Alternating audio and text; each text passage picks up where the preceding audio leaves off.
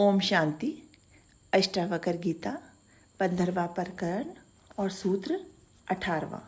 कल से आगे अष्टावक्र कहते हैं राजा जनक को कि तू चैतन्य आत्मा होने से इस संसार रूपी समुद्र में एक ही था और आगे भी एक ही रहेगा। अज्ञानवश तूने देहाध्यास के कारण अपने को चैतन्य आत्मा से भिन्न शरीर समझा था।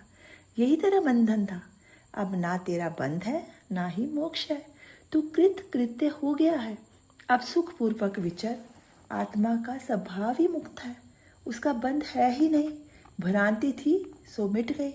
आगे सूत्र 19वां। चित्त का स्वभाव है संकल्प विकल्प। जब उसमें संकल्प विकल्प की तरंगे उठती हैं तो चित्त क्षोभित होता है, उद्वेलित होता है। इन तरंगों का नाम ही मन है। संकल्प विकल्प के कारण ही विचार पैदा होते हैं, योजनाएं बनती हैं, उनकी पूर्ति के तरीके जुटाए जाते हैं। इनकी पूर्ति हेतु शरीर एवं इंद्रियां सक्रिय होती हैं। फिर मनुष्य कर्म करता है।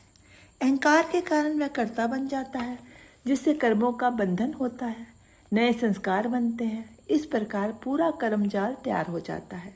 ये कर्मजाल ही संसार है, यही बंधन है। इसलिए अष्टावक्र कहते हैं कि तू चैतन्य आत्मा है, तेरा बंध और मोक्ष नहीं है।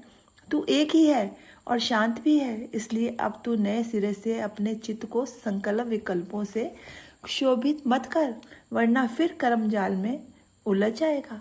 ये आत्मा तेरा स्वरूप है जिसे तू उपलब्ध हो गया है। अतः अब तू शांत होकर अनंत पूरित होकर इस अपने स्वरूप आत्मा में सुखपूर्वक स्थित हो जा। आगे सूत्र 20वां।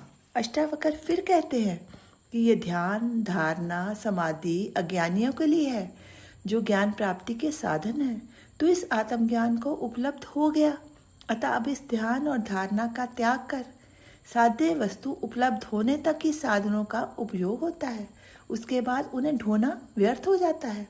नाव से नदी पार हो जाने पर कोई उस नाव को ढोता नहीं है, उसे किनारे ही छोड़ देता है। उसी प्रकार आत्मज्ञान प्राप्ति के लिए जितनी विधियां काम में ली जाती हैं, उन्हें उपलब्धि के बाद छोड़ ही देना चाहिए, वरना वह साधन भी बाद में बंधन बन जाते हैं। अष्टावक्र कहते हैं तू आत्म स्वरूप को उपलब्ध हो गया, तू मुक्त है।